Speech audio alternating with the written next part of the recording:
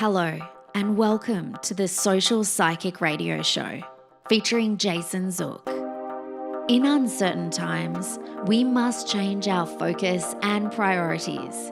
This show will highlight social justice issues with the goal of expanding minds and increasing unity, love, and mutual respect for ourselves and our planet. We support the Black Lives Matter movement. Our show aspires to promote social spirituality, which simply means that by coming together, we can solve any of our problems, including the goal of bringing an end to all forms of hate, discrimination, bias, or oppression. We must protect our environment, reform our criminal justice system, and protect every citizen from police brutality. When we come together, it becomes possible to bridge the gaps that plague our society and divide us from within. We the people means everyone. Hello and welcome to the Social Psychic Radio Show. This is Jason Zook. It's a great pleasure I have the opportunity of presenting Lourin Hubbard to the show today. Lourin is called the Millennial Progressive Voice, running for California's 22nd Congressional District. And his district is comprised of Fresno and Tulare counties. Lourin was born in Central Valley, California, the son of a single Black working class mother who was an admitting clerk for a local hospital and a union representative in Bakersfield. Lourin's mom struggled to raise two children amid the skyrocketing costs of housing, transportation, and healthcare. His mother worked 10 to 12-hour days, and the family required food stamps to survive. Unfortunately, Lourin's mom struggled with chronic high blood pressure and other health problems her entire life. And without consistent access to healthcare, she died at the age of 50. From this experience, Lourin saw firsthand the stark inequities in our nation's broken healthcare system and painful disparities in health outcomes for Blacks, brown, and low-income families. Lourin's mom instilled in him a strong sense of determination and taught him to fight for what's right and for what he believes in, including the power of education. Lourin was the first member of his family to attend and graduate from a four-year university. He met his wife at Fresno State, where he earned his degree in political science. At the Fresno County Department of Social Services, Lourin connected low-income people and families to community-based resources and government assistance programs like Cali Fresh and Medi-Cal. Lourin currently works as an operations manager at the California Department of Water Resources, leading frontline conservation efforts, supporting family farms and combating droughts. He's here today because he's running for Congress, and I'm so happy to have Lourin on the show. It's a great pleasure. I welcome Lourin to the show. Welcome to the show, Lourin. Thank you, Jason. Thank you for having me. I'm really excited to be here and excited for some questions that we're going to get into today, because I think they're really, really important topics that really need to be discussed. You know, one of the things I was going to say when I looked at your background, I really connect to you because your mom sounds like she was a hero and she worked so hard to help you and your sister.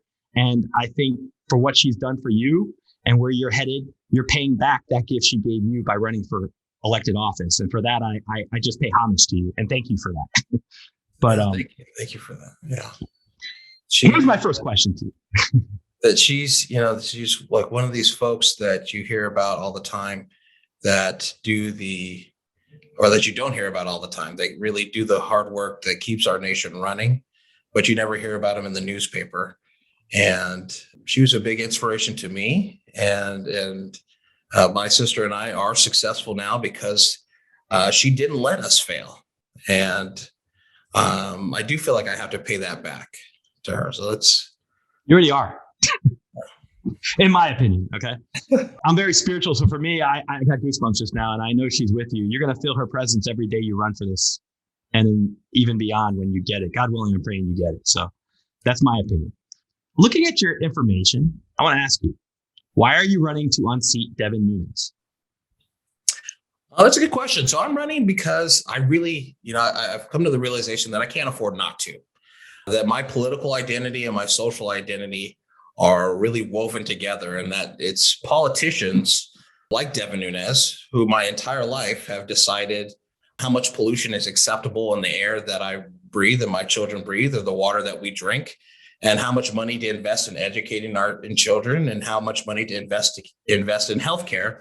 And I think that it's time that someone who has these shared experiences with others that live in our district and our country can better represent us than someone who is removed from those hardships that we face. Why is Devin Nunes a national embarrassment? Trust me. I kind of laugh when I ask that question, but I still want to ask it anyway. For me, Devin Nunes is a national embarrassment because he continuously indulges and entertains these easily disproven conspiracy theories. Instead of representing us, his constituents in this district, he decides he's going to sue them. He's right now suing a fake cow satire account on Twitter for $250 million. And everything that he does, that he's against, that he's not for, he claims it's socialism and that it's the boogeyman, and that a large number of his supporters and constituents themselves are dependent on these social programs like Medicare, like Social Security. So to me, it's disingenuous. He's just a clown, and he's not really running to make a difference in anybody's life. It's just a vanity exercise for him. What horrified me is during the Trump term, just seeing him run to the White House. Oh, he's supposed to be an elected official, part of Congress, and he's running to see Trump. And when I saw those scenes during the investigation, with the Russia investigation, when he ran there, and just it's games, it's political theater. It horrifies me. I'm sitting there watching, I get horrified. It is games. The Olympics is coming up. Like these athletes have to run super fast to get a medal. Devin's little run to the White House got him a medal. And it's just like, yes. We are living here now and we don't have water. There's communities in our district that literally cannot turn on their faucet. They're buying gallons of water at the grocery store to flush their toilets and bathe their kids. How do you do that? Yet he's running over to the White House for stuff. It's just, come on. It's shocking and horrifying to me.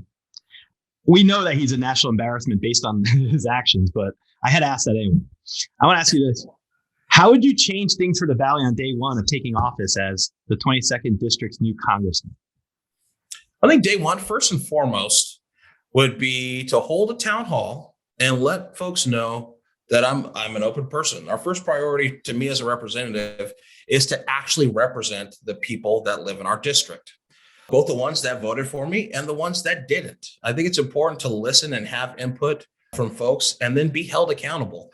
I know for myself, when I'm looking at a representative to support, that I don't want a politician, because politicians to me are liars. So they say one thing and then don't explain their position the next. So to me, I don't expect to agree with a politician who's going to represent me 100% of the time. I know that there's going to be times where I want something and they're going to be against it. But if they're willing to take the time to listen to my input and explain their votes, even if I don't like it, I can at least respect it. And so that's one of the things, to start out being very open, which is different than we have now. Devin Nunes hasn't had a town hall to listen to his constituents in over 12 years. That's from day one, to set the pace that we are open. We're going to listen to the people in the community, that we're going to do our best to support the issues that they care about. And the times where we differ, that I'm going to set a clear distinction on why my votes are the way they are. I think that's extremely valid. I think having that town hall will be a great way to reconnect with your constituents right away and start from scratch right at the beginning. You're like, I'm here for you. It doesn't matter if I'm a D or an R, I'm here for you. I'm here for this district. That's what I get from what you're saying. Yeah, because so many folks here now are disenfranchised. We have a representative who just does what he wants to do willy-nilly and isn't really accountable to the people that are here. What's your position on Medicare for all? Oh, I'm glad you asked.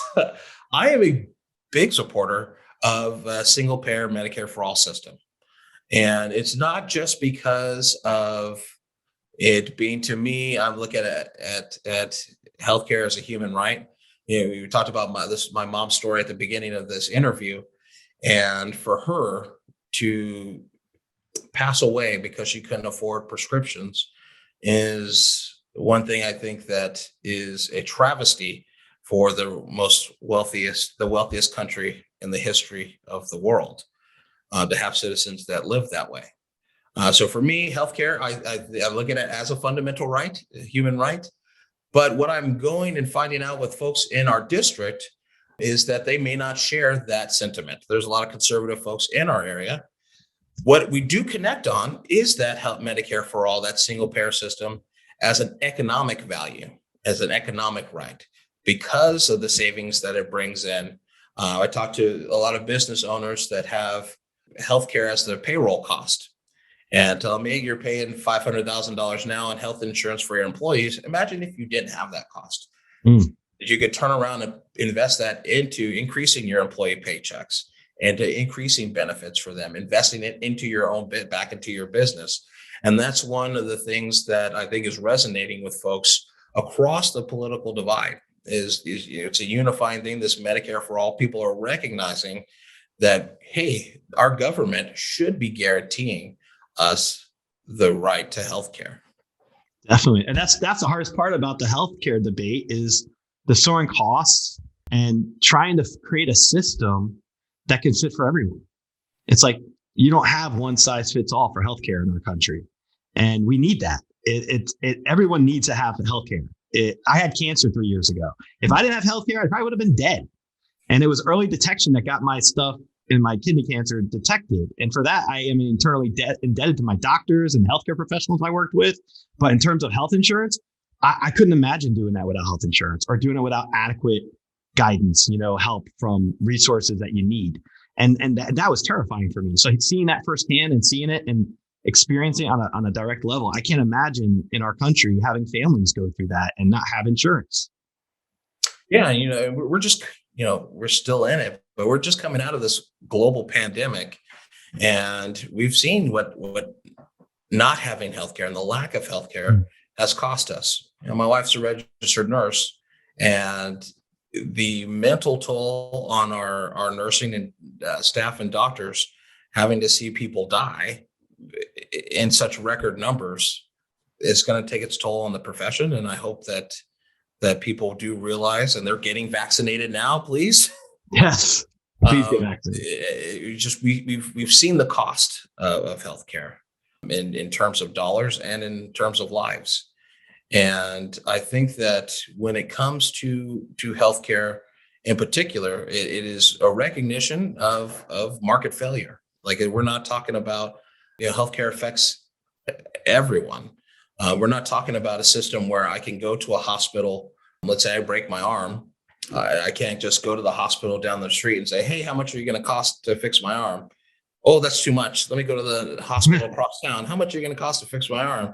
That's not how it's done. We can't look at healthcare like we can with Amazon, where we could just buy the cheapest one. Or gas prices. Yeah. It's something that is that we recognize in a capitalist system. There's certain things such as market failure, and providing healthcare to folks in the way that we are doing it is a market failure. That's a good point you raise. I was just thinking about that because I know I live here in Florida, and your health insurance you get, it's usually one carrier, one insurance company that monopolizes that area. And I'm sure that they have that done for a reason like that. And I think they need to break those monopolies and allow, government resources to help people. We should have that. I think we need that. It's imperative. Yeah, it is. Once you peel back the layers of the onion of healthcare, and you find out that the costs are almost made up, and these insurance companies just really kind of negotiate these prices with health providers just to say, hey, we're going to get a discount, and we're going to give you all these people as far as coverage is a little bit of a protection racketeering to me. If I look at it in layman's terms. You imagine $10 for an aspirin all the time when you're at the hospital and you pay $10 for an aspirin if you stay there overnight and they charge you for that. I'm just using that analogy, but the exorbitant costs are. An IV bag costs like literally cents to make and charge you $100 for it. When my daughter was born in our hospital, the skin to skin contact between her and her mother was a charge for that. Cost $32 for my wife to touch her kid. How do you put a price on that? It's just a little ridiculous. But you can if you're in the health system, in our current system, right? Yeah, that's how that goes. How do you think we can make childcare and family leave more affordable? I think when it comes to childcare and family leave more affordable, we really need to look at partnering up labor and these family groups and getting those together. I believe that the answer is looking at the status quo and recognizing it's not working for us, and how other countries can have paid family leave, and look at the models that are set forth other places and improve it. I think one of the unique things about America is that we take little bits and pieces from all over the world and we make it fit us and we make it better. Pizza in New York and Chicago are, well, I won't say that it's way better than than Italy, but world known. I think we need to look at what true family values are. If we're going to be a country that says we pride ourselves on family values, I think that's one of the things we need to look at. And honestly, the biggest roadblock, because we talk a lot about bipartisanship between Republicans and Democrats on issues, and we want to see that work, but we don't have enough focus on these policies that have bipartisan support, that have majority support from Americans, that don't get enacted. And I think one of the reasons it doesn't, in regards to paid family leave, is really the greed of ownership that looks at folks, their employees, not as people, but as exploitive for-profit necessity. Absolutely, and I agree with you on that. I think it's you got to take it and you got to innovate. We're a country of innovation, and we've got to innovate everything in our country in order for it to be something that we'll be proud of, including family values of inclusion, respect, love. Those could be family values we could push. They are, and I'm really happy that Joe Biden has included an expanse of pre-education into social infrastructure of this infrastructure package that's getting passed, that's working its way through Congress, because I believe the benefits of having such a system, not only are we providing childcare to families so that the reality, both parents in a two-parent household, we need both incomes increasingly. So not only are we freeing up folks to work, but the education that comes from pre-K education, that investment in our children, pay dividends. Statistics have shown us that folks that are involved in pre-K education when they're young have better learning outcomes. They tend to graduate from college and go on to get advanced degrees. And it all starts at that root when they're in that pre-K stage. That's the formative years when they begin for education. So I can see where it's so important to get them to be able to do that so that they have exposure to all those things already. For sure. Absolutely. What do you consider quality education for all? When it comes to quality education for all, I believe when it comes to that topic, quality education is a holistic education. So it's more than teaching to just an exam. I think we should focus our children's whole self, the social, emotional, physical, and cognitive development of our children. I think we need to provide every child with pathways and capabilities, is probably a better word to say it, that they will need to be socially and economically productive members of society. I want to ask you this. Can you explain the mantra, knowledge is power, and why it's important to you? So for knowledge is power, that's one of the things that my mom would say to me every day, dropping us off at the bus stop, my sister and I. She would say, I love you, learn all you can, knowledge is power. And for the longest time, I did not know what that meant. I didn't understand. It was like, okay, Mom, thanks. But as I've gotten older, And I say the same thing to my kids, dropping them off at school now, is education, not only formative education in the classroom, but education in life opens doors and gives you pathways to social mobility. For me, education was the way that I could provide for my family, so that I could buy a house, so that I could, be able to run for office. That was the source of power for me. For other people, folks in my family, my father-in-law, his background is in mechanic, so working with his hands. So it's not necessarily textbook knowledge, but just that knowledge of the business aspects of running a business and building a car. He was able to turn that into power for himself and building a life. And now he's making $130,000, $140,000 a year with just a high school diploma. So I think we need to kind of have a focus on giving kids a base education in textbooks and history and math and science, but also that you can be anything that you want to be. And it doesn't have to, a test is not going to determine who you are. That you could be anything you want to be, and to work at what the tools you have available. I recently had a guest on, Sonia Lewis, who talked about inclusivity and anti-racism, and she also talked about critical race theory. She gave a good explanation of it. And I know if you put on Fox News for 5 seconds, you'll hear them go, critical race theory. Depends on what time of day, right? I want to ask you, what's your view on critical race theory, and why are the Republicans so opposed to it?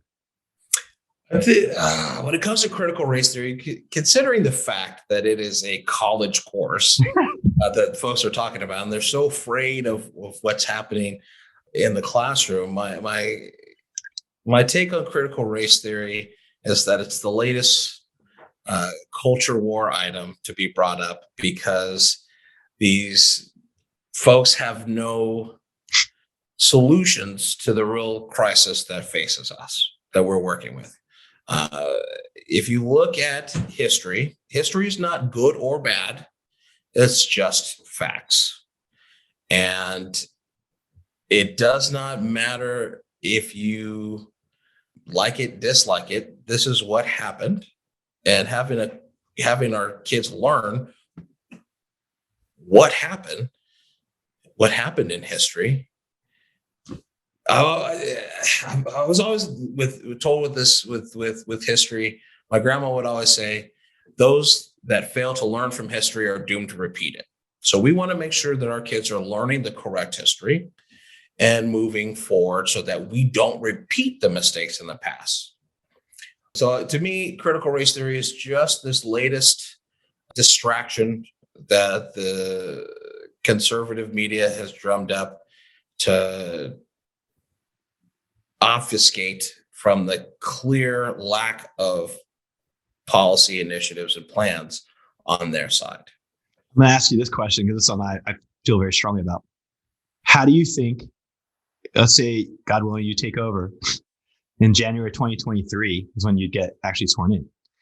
What would you do as a member of Congress to address the systemic racism inherent in our system, all parts of our system, not just law enforcement, education, et cetera, et cetera? One of the things I do in my professional capacity at the Water Quality Control Board is I am our office's racial equity chair through the Central Valley. And in that capacity, we've taken a lot of steps to learn the history of institutional racism in California and throughout the rest of the country.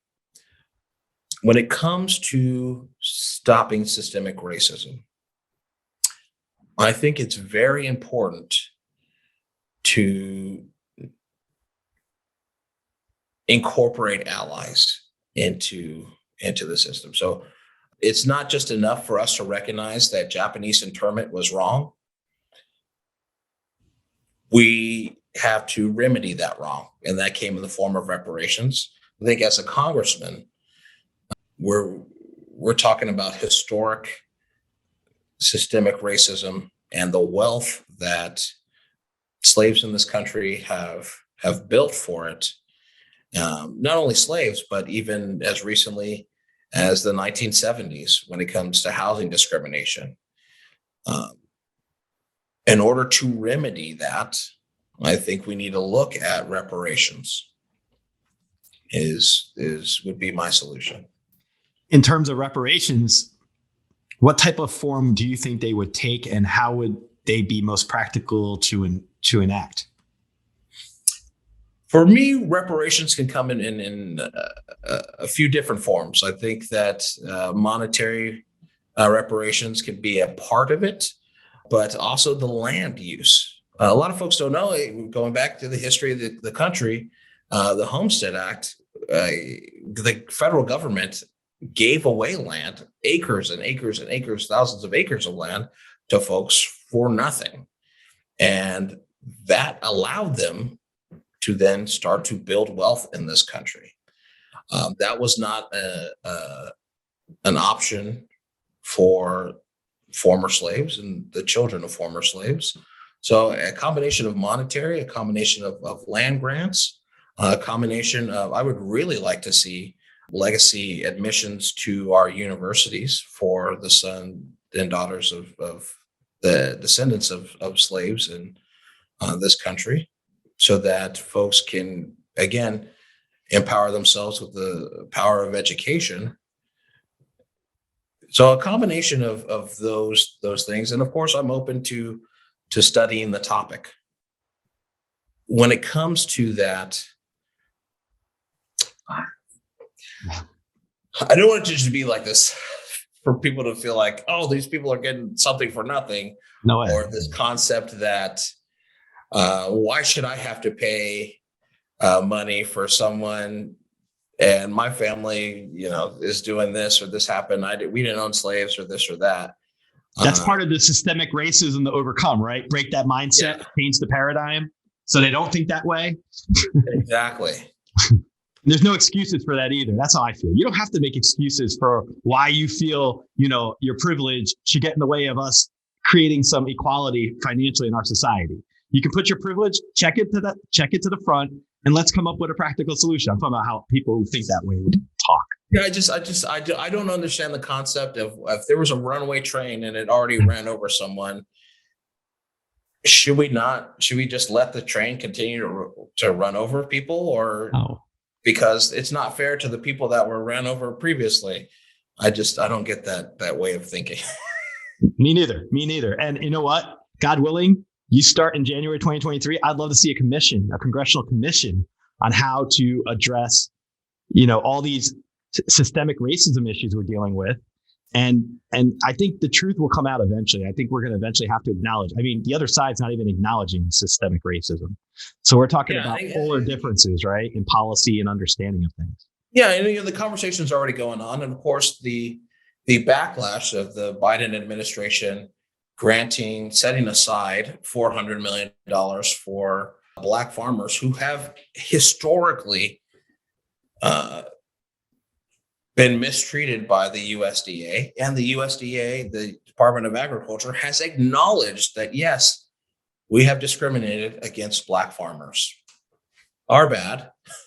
So this is a remedy to that. And the backlash has been, you giving money to Black farmers is racist against me. And again, that's the lack of education. Maybe they aren't aware of the historic disenfranchisement of Black farmers, but that conversation is happening now, and we're starting to make those remedies. And I don't think that anybody, well, there's probably anybody, but just proposing to study the issue should not automatically cause folks to be ready to pull out their pitchforks and march on the well, I say that now, but we already have. January 6th is in our history books and forever will be. So I guess I can't say that anymore. You're right about that. It's horrifying to think about. I just, from my vantage point, I just hope that instead of people looking inwards and looking at us versus them, they should just try to have some empathy and think, well, if historically my family was discriminated against, if we could put a person on the moon, our government could do whatever they need to do to rectify these wrongs. That's how I look at it. It's common sense. It doesn't seem to me like it's such a earth-shattering idea or concept to create reparations and to financially help all members of our society. That's not socialism. That's equalizing the situation of 400 years of oppression. And that's just how I look at it. Yeah, not to mention that every time in this country, not to get on the soapbox, That's right. but every time in this country where you have communities in history, where you have communities of color that have started to build wealth for themselves, that have gone to prosper, it was met with this backlash of folks who literally burned it to the ground. And then that history was erased. Many people in this country did not even know about Black Wall Street or what happened in Greenwood until last year. And that was 199 years after the fact that the event happened. A lot of people don't know that the one and only coup in this country happened in 1897 in was it North Carolina? North Carolina, when they took over the actual city government, and then the KKK, I think, did that with white supremacists. Yeah, and then burned down the house of all the Black residents and looted them and stole all their stuff. And nobody went to jail. There was no consequences for those actions. Well, something's going to change soon, God willing. Hopefully, starting with you getting into Congress and enacting some changes and just our societal attitudes. That's what I think needs to be done immediately. But, progress takes time sometimes. And I think we just got to stop letting things just run themselves into the ground. I think it's time we make changes. And that's why I think it's so important to at least raise awareness of it. When you brought up Tulsa, when I saw that, the Greenwood show on CNN, there was a documentary about it. It brought tears to my eyes, just thinking how that could be so disruptive and so disjointed and yet be hidden in such a calculated way where it took 100 years. Yeah. And in the United States, you had to still, if you didn't have the means to move, you still had to live with these people that literally killed your parents and burned down your house. We just asked a lot of folks to bear a lot of pain and bury it for a long time. And my mom always had the saying that chickens come home to roost. So hopefully we're able to remedy the situation so we can finally be the America that actually builds a more perfect union. We the people means everyone. I always say that. Let's talk about the environment. And I want to ask you, what steps would you take within your first term to help America build a green economy? Well, I think at every level of government, there are already policies aimed at promoting clean energy investments and reducing CO2 emissions for at least the last 10 years. The task is really not so much that we create policy framework, just create this new economy, but really kind of strengthen the framework that already exists. But some of those challenges that we have that we can do and put federal dollars in right on day one is retrofitting federal buildings on the federal and state level, creating CAP programs. One of the big things that is happening in Congress now that I'm a big proponent of is something like the Thrive Act, which is a proposal that's circulating through Congress, which aims to invest $1 trillion towards creating an estimated 15 million sustainable jobs that are union, that are paying a living wage, rebuilding the nation's physical and social infrastructure. It is proposed to cut carbon emissions in half by 2030. And I think it's one of those plans that we need to realize we need to have a bold and holistic approach to address our climate crisis.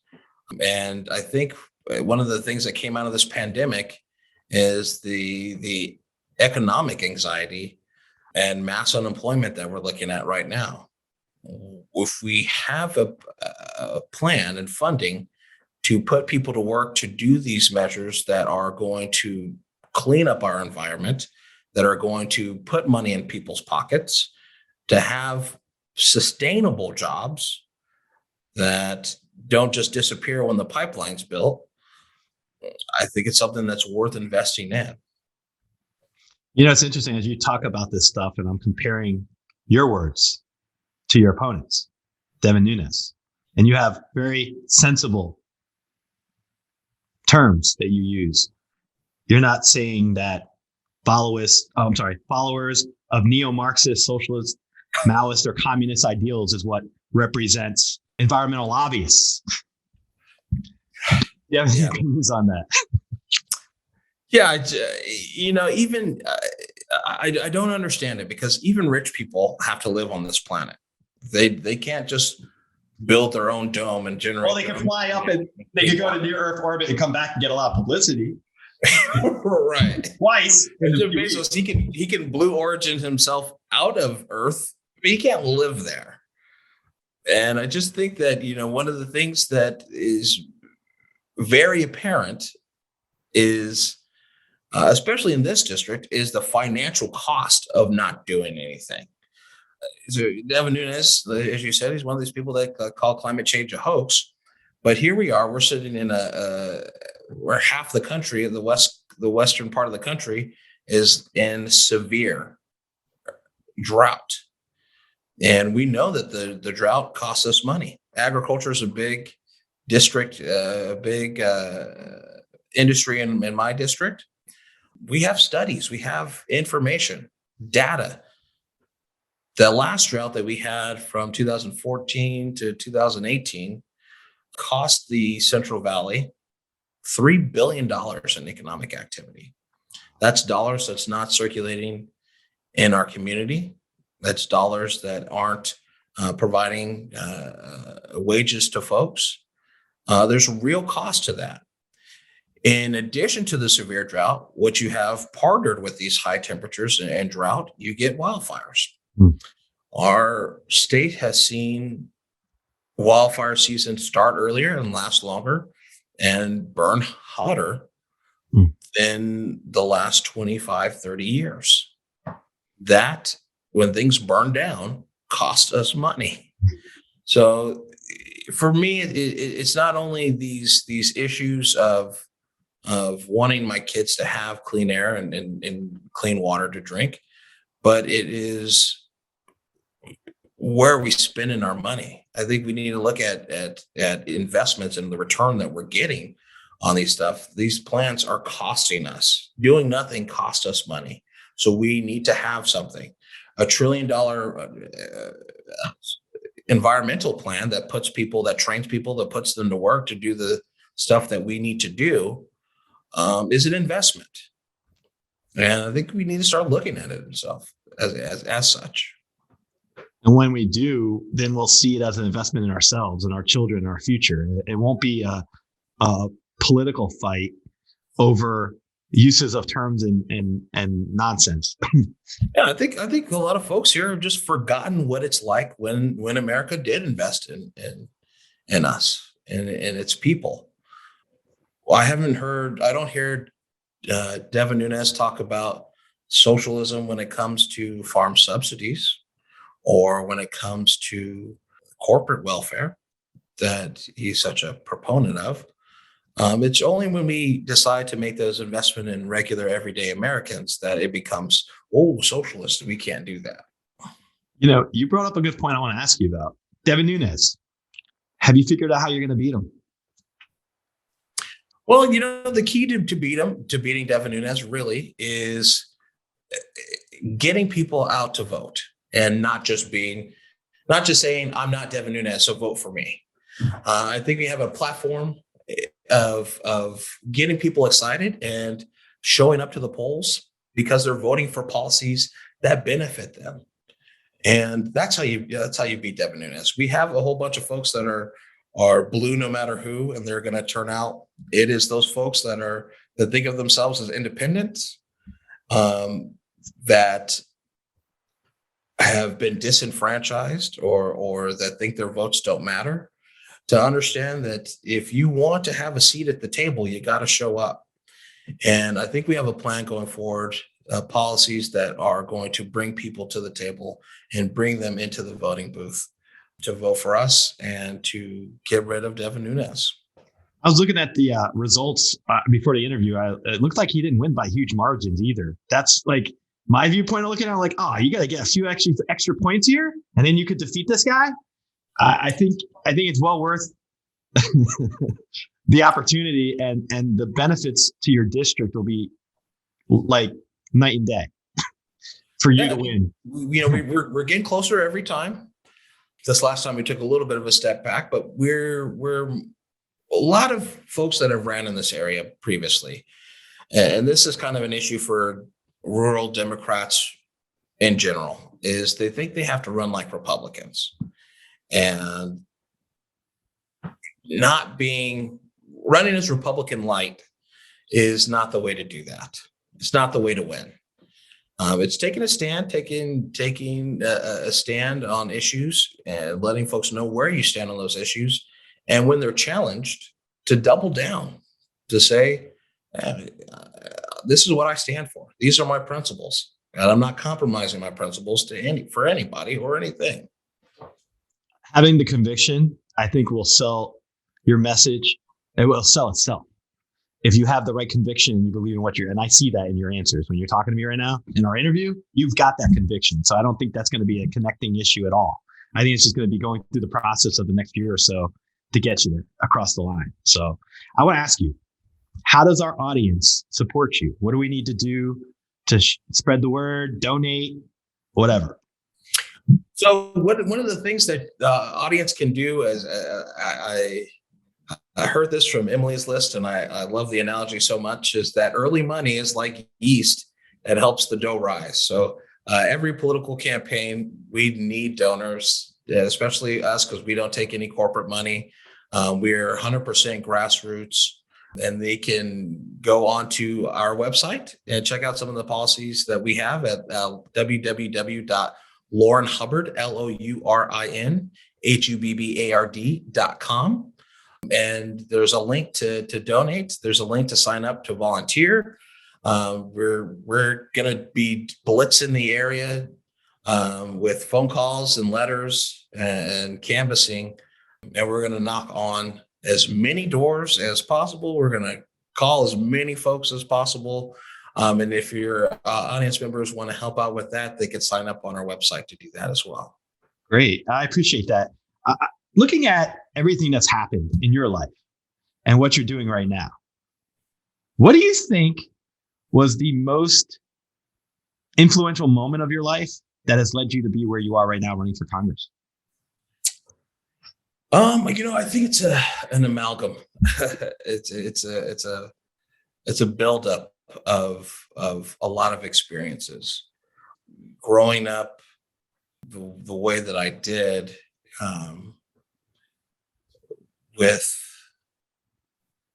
with a mom who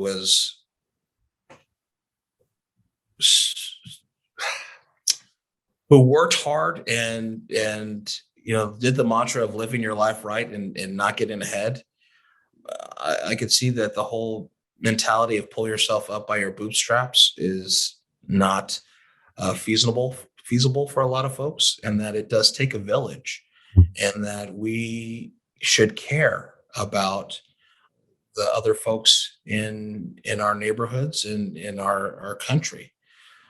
My political philosophy has been that old saying that it is up to us to plant seeds of trees whose shade we'll never know. And I think that's one of the things. So my upbringing. Another thing is the day I became a father and responsible for another life. And wanting so much for my daughter to live in a world that valued her as a person, and that she would have as many pathways open to her as possible, that she could be anything that she wanted to be. And when I tell her that, I have the full confidence that the words that I'm saying to her are not a lie, is one of the things that led me to this decision to run for Congress. It's beautiful. I love that. Looking at your life right now, I'll go first with this example. So it is about you personally. What is one thing about you that you've never shared with anyone before in an interview that you'd be willing to share now? Like one fact about you. I'll go first to make this easier. I'm a lawyer. I'm a psychic. I'm a podcaster. People know that about me. I'm a World War II nerd. I love to watch World War II documentaries. I've been watching them since I'm 45. I've been watching them since I'm a little kid. I watch them constantly, and it's just the way it is. And I feel like for me, at least on a spiritual level, my grandfather fought in World War II. And I always felt that kind of intrigue and interest to see what he did. And he was in the Battle of the Bulge. And that just kind of cultivated me into being this World War II nerd. And so I throw myself out there with that one. But I want to ask you, what fact about you that no one knows about would you be willing to share that you've never shared before? At the risk of sounding like a crazy person, I absolutely am the biggest fan of history. Before I decided to get my degree in political science, I originally wanted to be a history teacher. And my favorite part of American history is the Revolution. So I would dress up in these. I had this like blue jacket that I would like fold the sides over and make my own tri-corner hats. And I would pull up my high white socks over my pants to be and I, put the hand in the shirt like they do in the pictures, because if I had a time machine, I would totally go back in time to the American Revolution and say, hey, George, listen, here's some couple battles that you should probably avoid. And this is, yeah. And in exchange, maybe we free some slaves. Yeah. I totally have that mentality. As a big history American Revolution buff, I would cosplay as George Washington. I love that. I mean, you gotta, that's great. That's great. I appreciate your sharing your candidness on that. Looking at COVID and everything that the pandemic did, what do you think for you personally was one of the most important learning lessons that you learned during COVID-19's pandemic affecting California, your district, the country? One of the things I learned through this pandemic, and it's a lesson that I hope we all learn from, is that we are our brother's keeper. And that although I may not be at risk for COVID, it was important for me to wear a mask and my wife to go out and wear a mask. I may not have been necessarily scared of contracting COVID myself, but spreading COVID to someone who was vulnerable. That was something that I cared about. And so I think it's a lesson that a lot of folks have learned. There's still some that are hard-headed that still are in need of that lesson. But I hope that we do learn that, we are in this together, and that in order for us to survive as a country, we got to start looking at ourselves as Americans again. And I hear it all the time with COVID. I hear it all the time with on conservative news networks with shootings in Chicago. They always talk about, these black people are killing each other in Chicago. No, that's a group of Americans that are killing themselves in Chicago, killing each other in Chicago. We should all just be thinking of ourselves as Americans and care about our neighbors. That's what I've learned from this pandemic, and I hope that's a lesson that we continue to learn as we go forward. Absolutely. Spirituality. Since this show's part of its theme is spirituality, I just want to ask you, what does spirituality mean to you, and how has spirituality motivated you to run for Congress? Spirituality is something that I would say I was a spiritual person. My religious background is I grew up in a uh, Baptist church. I now go to the Unitarian Universalist Church of Fresno, and I would consider myself a Christian UU. And one of the things I love about Unitarian Universalism is that I'm not holden to any set of dogma or doctrine, and that spirituality to me is that freedom of thought that I can go where my spirit leads. So I would consider myself uh, a Christian UU in the sense that I ascribe to the teachings of Jesus Christ, and one of his major principles is the belief of being my brother's keeper. In UU, we have 7 principles, and one of those is the inherent worth and dignity of every person. That's something that I've always subscribed to. Justice, equality, and compassion in human relations is another one, but respect for the interdependent web of all existence and justice for all is another tenet that I have. So I've always thought that we are all interconnected, and that spirituality really opens me up to care about people beside myself, besides just my family. And so that's where my spirituality guides me. You know what? That's exactly why we need you in Congress. Because you have the empathy and the understanding to look at the bigger picture and not just be consumed by the minimal aspect of yourself. And that's where we need someone like you the most. To be in government making policies and laws that help everybody, not small slivers of the population based on corruption and greed, in my opinion. That really, that corruption and greed is one of the things that, another big part of our plan here is confronting the student loan debt crisis. And absolutely, not sure if you were going to ask a question about it. You know what? Let's talk about the student debt crisis and how you would handle it as an elected representative for your district in January of 2023.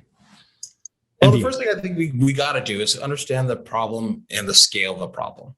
And because we've divested so much from community colleges and public educations institutions in the last 10 to 20 years, those institutions have turned around and raised fees.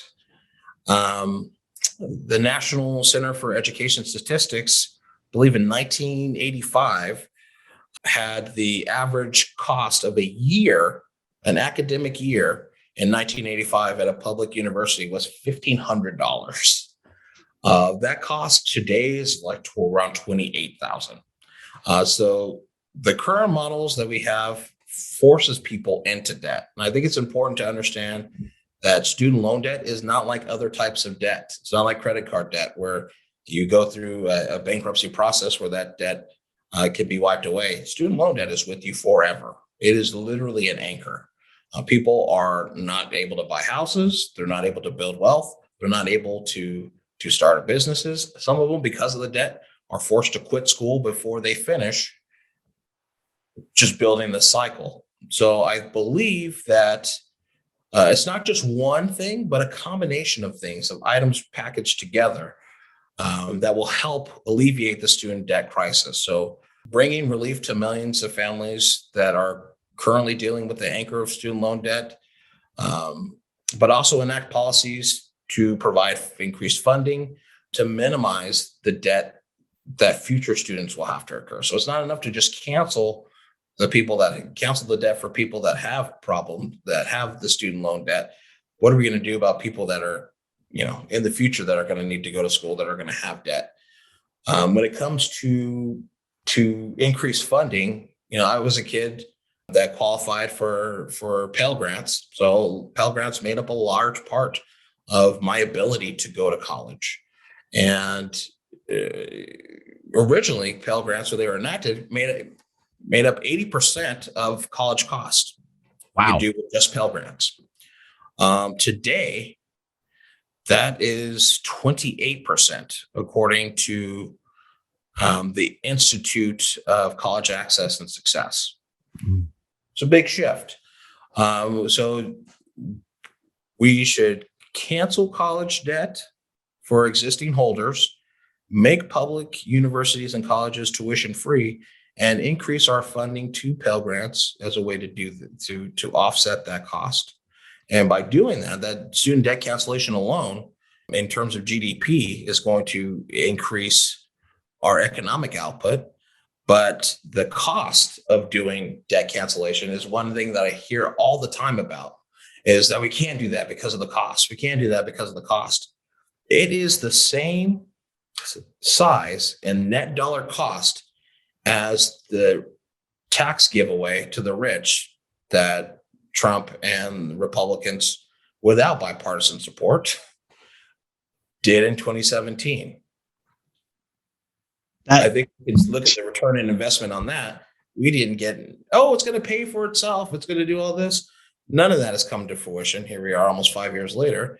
And now the wealthy people's tax cut is permanent, but ours expired. I'll borrow their own words. We got to stop the steal.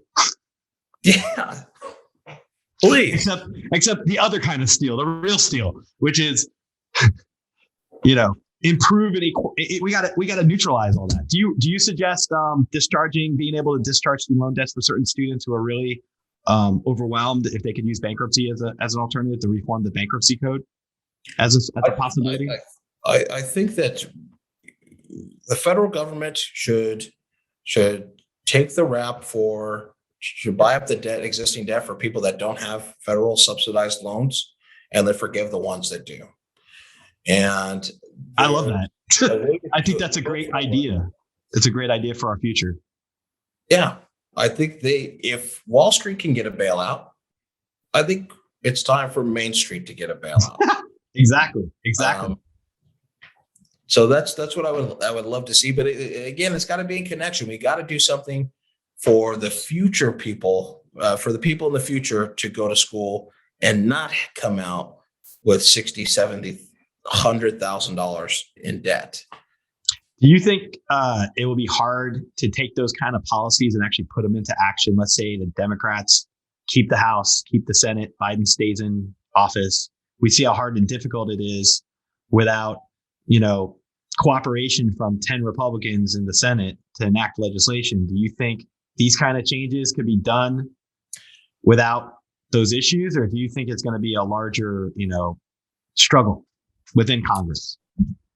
So here's what I think about what's going on in Congress now, and in relation to these programs. Yes, it would be difficult to get through the Senate if the makeup stays the way that it is, but we're finding it difficult to do the most simplest of bills because of the Senate. Getting rid of the filibuster or reforming the filibuster to what it was originally purposed as would be one thing. I'm of the mind that the filibuster is unconstitutional anyway, because the Constitution put forth a simple majority to enact legislation, but that's getting into the weeds. I come from a standpoint. I've watched Obama give away the farm to try to get Republican votes. I'm watching Joe Biden whittle down his bills to try to get Republican votes. I'm not coming out of negotiation saying this is what I want, but I'm willing to start in the middle. Yeah, that's not where I come from. This is if I'm going into negotiation, this is what I want. What are you going to give me? It's good to have that kind of a position, because then you make the other side have to concede to come across the table to meet. We got to come from a point of, this is where I got elected to office to represent folks, and this is what they want. Now let's work to get there. If it ends up being, I'm very pragmatic, if we do incremental steps that show progress, and we can see the progress is being made and the light at the end of the tunnel on some of these things, great. But I'm not coming in with hey, this would be great if all these things happen, but I know it's not going to happen. Instead, it's not where I'm at. We're running low on time, and I do want to ask you one last question. I think this has some consequence for our audience. What would you say to convince one of your constituents who's previously voted for Donald Trump, but who feels anxious about the future and about Devin Nunes? What would you say to that person to get them to unseat Devin Nunes and vote for you to replace him? I think it's a simple conversation of saying you should value yourself. Value yourself. Look at yourself of being worthy of investment in. Your kids are worthy of investment in. And that we all know the outcome, the outlook is not the brightest right now, but it can be. It can be if folks like you and I are willing to stand up to corporate greed, if we're willing to say we are going to take back our country, but not from each other. We're going to take back our country from these corporations who have pitted us against each other because it works out well for them and their bottom line. People are recognizing that. One of the key parts that people forget about Donald Trump is he ran as a populist in 2016. He told folks, yeah, the game is fixed. It's tilted towards people like me, but I'm going to fix it for you. The first part of that was true. The game is fixed. People like me aren't supposed to be running for Congress. Thank God that you are. And that regular folks, we need to get into the game and take back our country, not from each other, again, but from these powers that want to divide us. I love that. I appreciate you coming on and sharing your viewpoints today and working with my audience and explaining these complex issues, because a lot of the stuff that comes on my show, usually we talk about social justice stuff, of course, and we talk about spiritual stuff. I have a lot of great authors that come on, but having someone who's actually in the trenches, somebody who's actually making it their purpose to sacrifice your life right now to do these things. Oh gosh, don't tell my wife. It's a huge sacrifice, right? I mean, she was like, I love our life now. Are you sure you want to do this?